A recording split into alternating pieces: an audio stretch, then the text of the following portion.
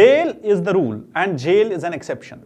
This was said by Supreme Court in the famous state of Rajasthan versus Balchand case 1978.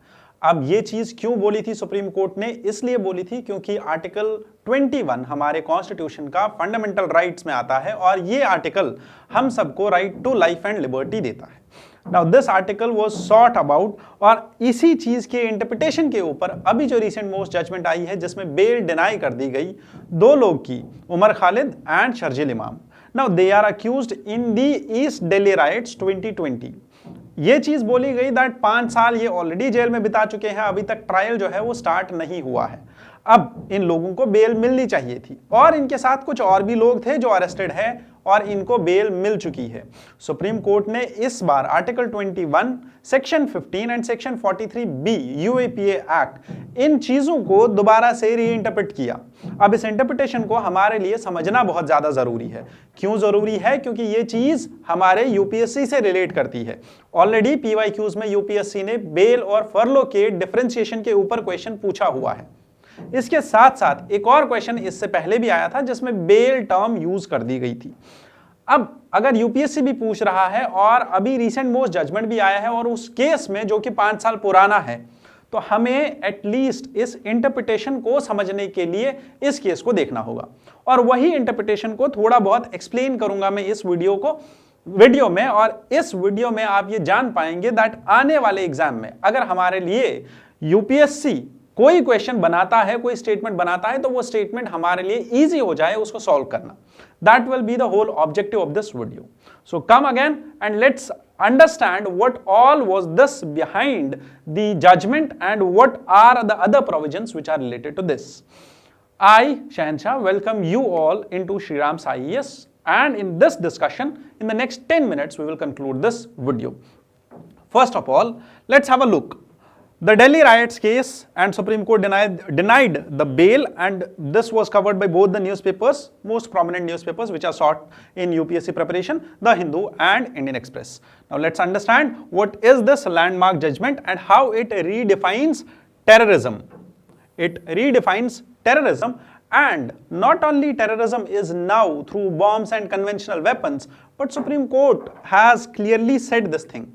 कि ये बस वो नहीं है कि कन्वेंशनली किसी के हाथ में बम पकड़ा गया या किसी के पास ग्रेनेड या किसी के पास इलीगल वेपन्स पकड़े गए और वही टेररिज्म को साबित करेगा, बल्कि और कोई भी मींस सिविक लाइफ को मैसिव डिस्ट्रक्शन और इंटरनेशनल इवेंट्स के साथ कोलाइड करते टाइम अगर ऐसा कुछ होता है तो then we should go for broader interpretation of the term terrorism. Now what is that broader interpretation? It says that the boundaries in protest and liberty in India are to be reshaped.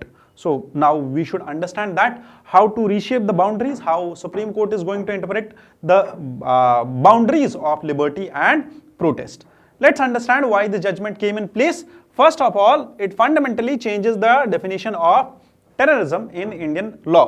Second, it talks about the democratic rights which we all have, say Article 21, हम सबके पास Article 21 है, और अगर personal liberty के ऊपर कोई restriction आता है, इट मींस दैट अगर किसी इंसान को जेल में रखा गया और वो डिटेन किया गया, we all know that there are 2 types of detention in our conventional polity which we read about. One is based on the, अगर कोई भी इंसान कोई क्राइम करता है उसको अरेस्ट करके लिया जाता है, 24 आवर्स में उसको किसी भी मैजिस्ट्रेट के पास पेश किया जाता है और उसके बाद ही उसकी सुनवाई होती है, उसके बाद पुलिस रिमांड मिलती है, उसके बाद चार्जशीट फाइल होती है, एफआईआर होती है, बाकी सब प्रोसेस चलता है और उसके साथ साथ हमारे पास प्रिवेंटिव डिटेंशन भी है। बट दोनों केसेस में जब भी किसी इंसान को अरेस्ट करके लिया जाता है, now understand that his fundamental rights are now restricted, और इसी रेस्ट्रिक्शन को देखते हुए we need to understand that how long can a person be held behind the bars before even the Supreme Court or the court or any other court starts its verdict or gives its verdict in the case. Now once we understand this, we also need to understand that ये जो case चल रहा है अभी जिसके ऊपर हम discussion कर रहे हैं, ये 2020 का केस है और इसमें the larger conspiracy was that it had consequences far beyond the individual's bail decisions. Now we need to understand that Supreme Court has taken a broader view about this case. Let's understand what was this view and what all was the outcome of this case. First of all, there were multiple people जिनका ये case चल रहा था, जो इस केस में basically जिनको अरेस्ट किया गया था 5 साल से, ये लोग भी गुलफिशा फातिमा, मीरान हैदर, शिफाउर रहमान, मोहम्मद सलीम खान, शादाब अहमद, ये सब लोग 5 साल से, और इनके साथ उमर खालिद, शर्जील इमाम, ये सब लोग 5 साल से जेल में हैं और अभी तक भी ट्रायल स्टार्ट नहीं हुआ है। इस चीज को चलते हुए सुप्रीम कोर्ट ने एक डिफरेंशिएशन का ओपिनियन रखा। उन्होंने बोला that we differentiate the two groups.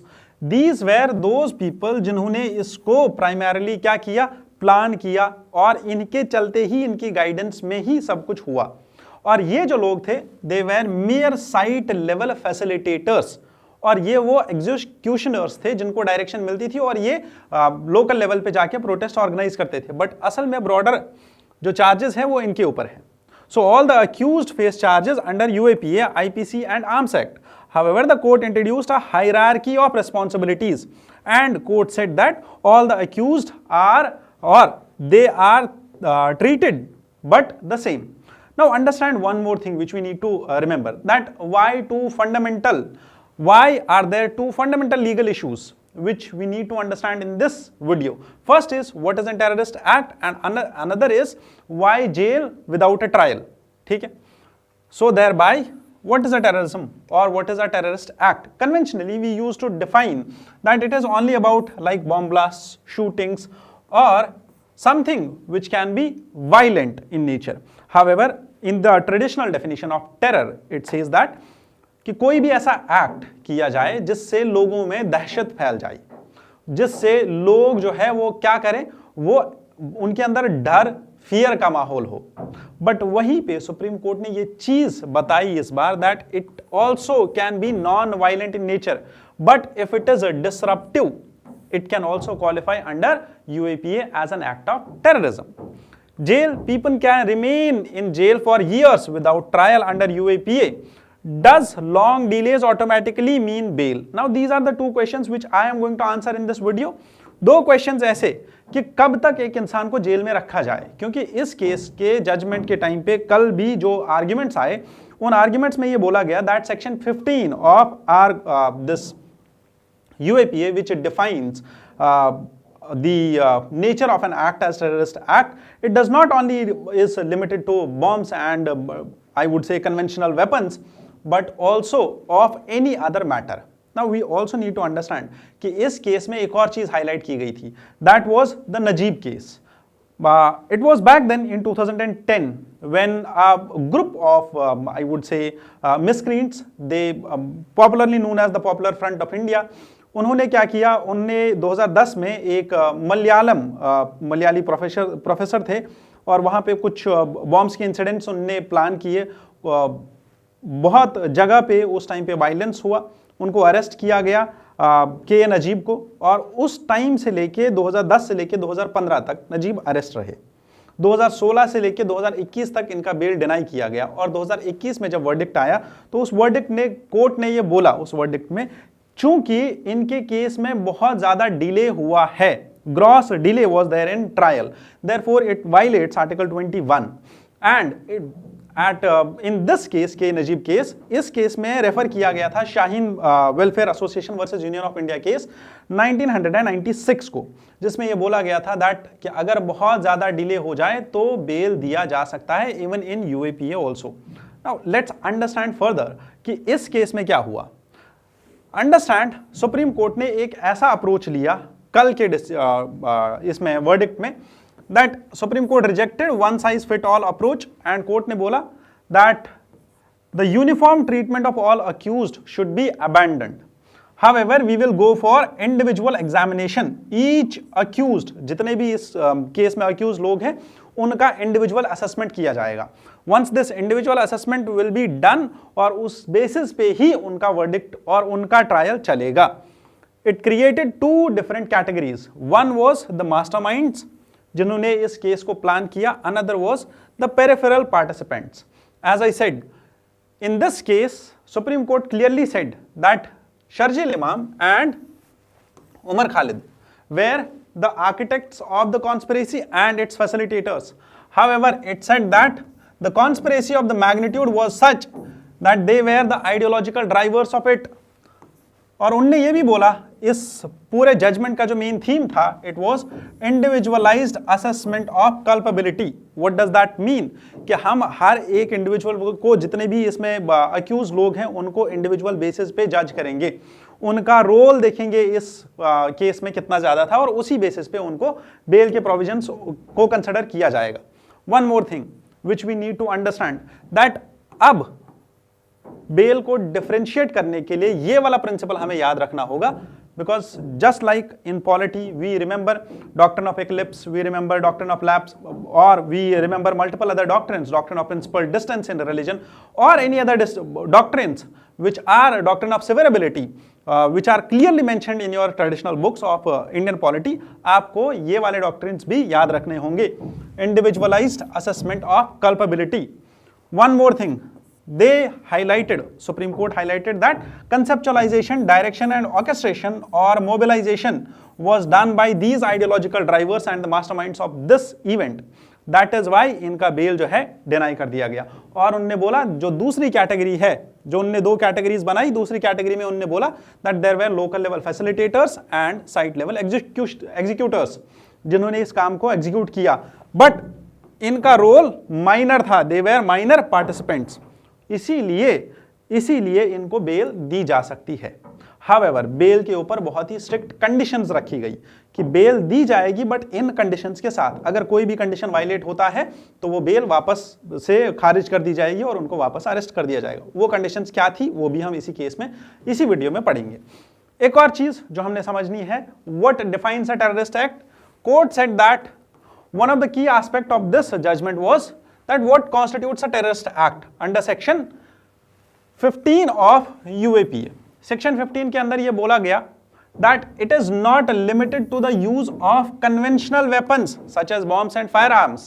However, it noted that the definition includes, remember this is important for UPSC, it includes any other means of whatever nature it is.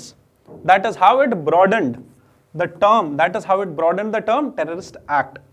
Further, it accepted the prosecutioner's theory के ये जो चीज की गई थी, जो protest organise किया गया था, ऑर्केस्ट्रेट किया गया था, it was to sustained choking of roads, systematic differentiation और systematic disruption of civic life were not benign protests but calibrated acts.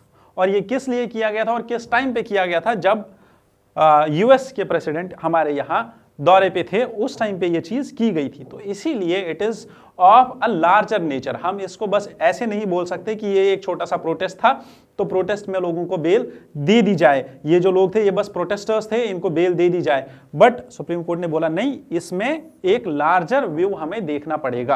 Understood? Clear? However जो मैं अभी तक बोल रहा था 2021 की ruling in K Najeeb case, this was back then 2021 में जब ये रूलिंग आई थी। ये basically it was once the under trial spent around 5.5 years in jail, उसके बाद ये रूलिंग दे दी गई थी। और उस टाइम पे Shaheen welfare association versus union of India case 1996, उसका जजमेंट ले लिया गया था दैट बेल दी जा सकती है अगर कोई अक्यूज्ड बहुत टाइम तक जेल के अंदर रहता है ट्रायल से पहले, और अगर ट्रायल के नियर बाई चांसेस नहीं हो कि अभी स्टार्ट होने वाली है, तो इसलिए इस इंसान को बेल दी जा सकती है। हाउएवर ये जो केस है ये भी बहुत ज्यादा कॉम्प्लेक्स था, के नजीब वाला केस, और ये भी केस बहुत ज्यादा कॉम्प्लेक्स है। अब इस केस की कॉम्प्लेक्सिटी समझते हैं थोड़ी सी। ये चीज हम ऑलरेडी डिस्कस कर चुके हैं दैट इनके रोल्स क्या है, सुप्रीम कोर्ट ने क्या बोला इनके रोल के ऊपर, और इनको आइडियोलॉजिकल ड्राइवर और प्रिंसिपल प्लानर क्यों बोला गया। इसके साथ साथ वो लोग भी जिन्होंने इनकी इंस्ट्रक्शंस को फॉलो किया उनको भी लोकल लेवल एग्जीक्यूटर्स क्यों बोला गया, और उनको जो है बेल क्यों दे दी गई, क्योंकि उनने ऑलरेडी 5 साल जेल में स्पेंड कर लिए, वो ऑलरेडी 5 साल तक जेल में रह चुके हैं। अब उनको बेल दे दी गई है क्योंकि उनका रोल ही माइनर था। That is what we discussed. One more thing we need to understand what is a terrorist act. ये भी मैंने अभी बोला that traditionally it was bombs, guns, explosives and fire arms, but it also includes any other means. However, this is something which broadens or is a bit vague also. That is where the criticism comes in place. Clear yahan tak? So thereby terrorism is not only about weapons, it is about the planned coordinated roadblocks which can paralyze civic life, which can disrupt essential services, which can create fear and instability. Therefore, even without weapons, such acts may qualify for as terrorism. As you can see in the pictures, there was clearly this thing which disrupted the life or civic life of Delhi long back. However, this interpretation must be understood that defense के arguments क्या थे और supreme court ने ruling क्या दिया. Supreme court ने बोला that हमें नैरो रूलिंग के साथ नहीं जाना पड़ेगा, नैरो रीडिंग के साथ नहीं जाना पड़ेगा, हमें यह देखना होगा that what was the intent, design and scale of the act. Clear यहां तक? Understand? So thereby there will be a new test of terrorism or new test for terrorism, that how the actions are planned, where are you planning it, how much or multiple events does it include, does it actually coincide with international or sensitive events which are for national interest.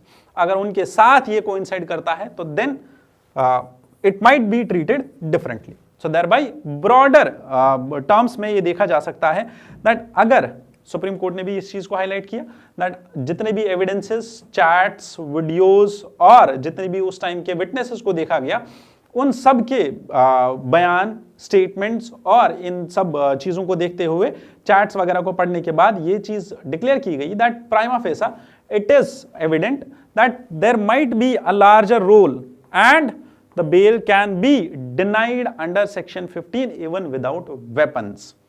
Clear? Understood yahan tak?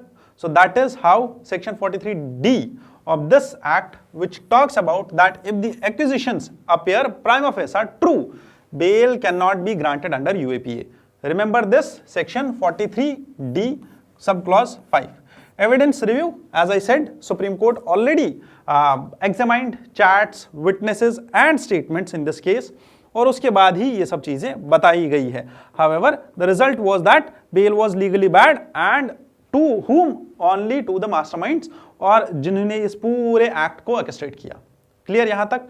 So does the delay in bail equal to, or does the delay in the I would say investigation, और 5 साल से ये case चल रहा है और ये जो बेल नहीं दी जा रही है, क्या इसका मतलब यही है कि 5 साल तक अगर किसी को, जैसे के नजीब वाले केस में 5.5 साल तक उनको अंडर ट्रायल रहना पड़ा, तो डज दैट मीन कि ये जो टर्म पीरियड है जिसमें अक्यूज्ड ही रहता है, अंडर ट्रायल रहता है, क्या इसका मतलब ये है कि डायरेक्टली इसको बेल मिल गई हो?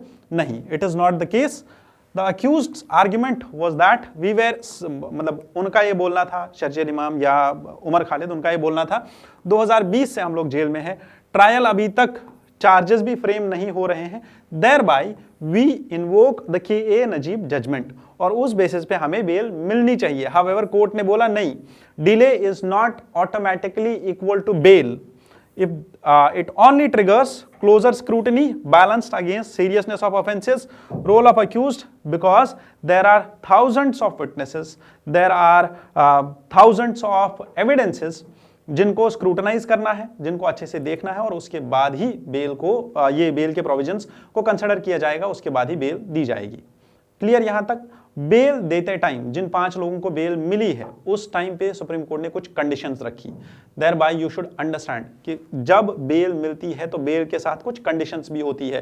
This is where prelims part comes in place. यहां पे आपको यूपीएससी ये क्वेश्चन नया बन सकता है कि बेल के एक्सेप्शंस और बेल के साथ कंडीशंस आएंगी या नहीं आएंगी, और किस प्रकार की कंडीशंस हो सकती है. यहां पे आपको सतर्क रहना है कि जब प्रीलिम्स में ये क्वेश्चन आएगा तो उस टाइम पे आपको क्या, कौन सा ऑप्शन हटाना है और कौन सा ऑप्शन हो सकता है और कौन सा नहीं. नाउ रिमेंबर, एक बॉन्ड पेपर भी साइन हो सकता है विद अमाउंट. ये भी बोला जा सकता है जिस इंसान को बेल मिली कि वो इस particular territory, even the territory is of state और यूटी और एनी अदर डिस्ट्रिक्ट, वो इस टेरिटरी से बाहर नहीं जाएगा. मूवमेंट रेस्ट्रिक्ट की जा सकती है बेल वाले इंसान की. पासपोर्ट सरेंडर करना पड़ता है. पुलिस अटेंडेंस मैंडेटरी है 2 बार एसएचओ के पास इनको लगानी. और मीडिया में ये कोई भी अपना जो बयान है वो नहीं देंगे. They will have no public statements, protest और social media posts. Understood? Thereby अगर इनमें ऐसा कुछ किया, इसके साथ साथ कुछ और कंडीशंस भी है, अगर ऐसा किया तो बेल कैंसिल हो सकती है. बट हमारे लिए इंपॉर्टेंट क्या है कि किन किन कंडीशंस को अटैच किया जा सकता है बेल के साथ. वो ये कंडीशंस है: पैसा, सम और bond paper of sum amount, जैसे 2 लाख रुपए का यहां पे रखा गया है। मूवमेंट को रेस्ट्रिक्ट किया जा सकता है आर्टिकल 19। पुलिस अटेंडेंस मैंडेटरी है, उसके साथ साथ पासपोर्ट सरेंडर करना पड़ेगा, उसके साथ साथ पब्लिक में आप बयान नहीं दे सकते हो, राइट टू स्पीच भी रेस्ट्रिक्ट किया जा सकता है। That is where you should be aware of, because when it comes to UPSC वो जब ट्रिकी स्टेटमेंट्स बनाते हैं तो वो ऐसे ही स्टेटमेंट्स यूज करते हैं। क्लियर यहां तक? So thereby the larger takeaway would be that we need to understand for our exam, we need to understand that what was the framework of differentiation which Supreme Court used, what all provisions are there related, section 15, section 43D and 43B sorry and section 15, ये चीजें हमें याद रखनी है, और article 21। Clear यहां तक? With this I conclude today's video. I wish you all the best. Thank you for being here. जय हिंद।